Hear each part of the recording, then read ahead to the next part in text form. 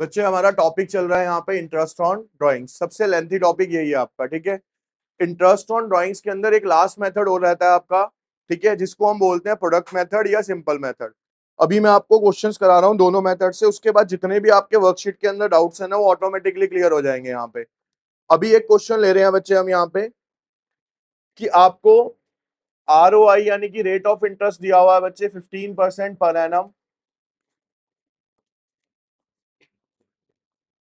यहाँ पे बच्चे हमारे पास है डेट फर्स्ट, और यहाँ पे बेटा हमारे पास है अमाउंट। देखो बेटा, अभी तक हमने जितने भी इंटरेस्ट ऑन ड्राइंग्स के टॉपिक करे हैं ना, उसमें हमने क्या करा है कि इक्वल अमाउंट यानी सेम अमाउंट निकालता है, चाहे वो मंथली निकाले, क्वार्टरली निकाले, चाहे हाफ ईयरली निकाले। अब दिमाग में क्वेश्चन ये आता है कि सर बेसिकली अगर वो अलग अलग अमाउंट निकालता है और अलग अलग तारीख को निकालता है, ऐसा भी तो हो सकता है ना, कभी उसने 10,000 निकाल लिया, कभी 5,000 निकाल लिया, कभी 20,000 निकाल लिए। उस सिचुएशन के अंदर हम किस तरीके से डील करेंगे क्वेश्चन को? तो जब भी अलग अलग डेट्स होंगी और अलग अलग अमाउंट होगा तो देखिए बेटा कैसे करेंगे हम। यहाँ पे दिया हुआ बेटा 1 मई को निकाले उसने पहले, फिर 1 अगस्त को निकाले, फिर 30 सितंबर को, 31 जनवरी को और 31 मार्च को। अमाउंट विड्रॉ कर रहा है बेटा वो यहाँ पे 2,000,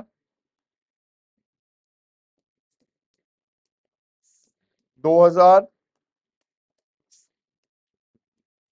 2,000। अब देखो बेटा, अभी मैं आपको करा रहा हूं इसका कौन सा मेथड, सिंपल मेथड।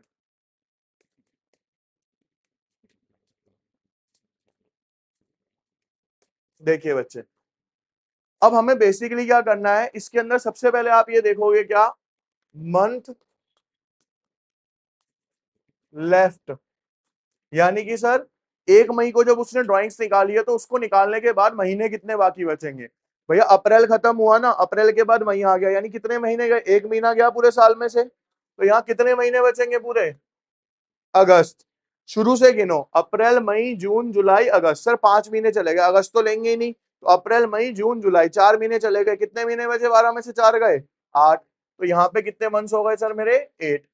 सितंबर के बाद अगर देखोगे तो यहाँ पे मंथ्स हो जाएंगे 6, यहाँ पे हो जाएंगे 2, और 31 मार्च के बाद कितने बचेंगे सर, यहाँ पे 0। ये प्रोसेस सबको समझ आ गई कि टाइम लेफ्ट कितना हुआ है।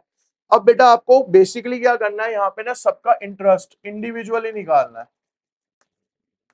किस तरीके से, आपको बेसिकली क्या करना है बेटा, अमाउंट कितना था 2,000, इंटू में रेट ऑफ इंटरेस्ट 15%, इंटू में महीने कितने हैं 11/12,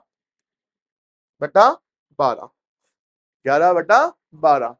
कैलकुलेट करेंगे बेटा इसको, 0 से 0 हो गया, 2 से काटोगे तो ये हो गया 10, ये हो गया 6, फिर काटोगे तो ये हो गया 3, ये हो गया 5, 3 से काटोगे तो ये 3 5 जा 15, 25 25, और ये आ जाएगा बेटा आपका 275। ठीक है, क्लियर। तो यानी अब हमें क्या करना है सर, अगर सिंपल मेथड है तो सिंपल तरीके से इंटरेस्ट निकालना है इंडिविजुअली सबका। कैसे, अगले का कैसे निकालोगे भाई, 5,000 इंटू, सॉरी 15% इंटू 8/, मैं अभी आंसर लिख देता हूं डायरेक्ट, कितना आ जाएगा बेटा यहाँ पे, ये 500। ऐसे ही अगले का करोगे तो 2,000 इंटू 15% इंटू 6/12, ये आ रहा है बेटा यहाँ पे 150। फिर बेटा 6,000 इंटू 15% मल्टीप्लाई बाय 2/, ये आएगा बेटा आपका अगेन 150।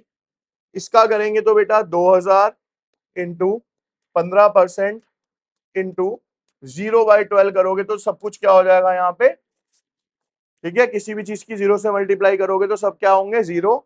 इसका बेटा जब टोटल आप यहाँ पे करते हो तो ये आ रहा है 1075। ये क्या आ गया बेटा, इसका इंटरेस्ट ऑन ड्राइंग्स पूरे साल का। ये जो बोल रहा है साथ साथ चुप हो जाए अब, ठीक है। पूरे साल का इंटरेस्ट ऑन ड्राइंग्स क्या हो गया बेटा आपका, इतना हो गया यहाँ पे। अब आते हैं नेक्स्ट मेथड पे, इसी के सेम क्वेश्चन, लेकिन सर ये सेम क्वेश्चन मेरे को किससे करना है अब यहाँ पे,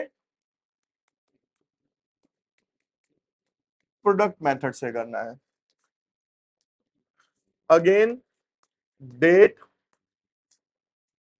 अमाउंट,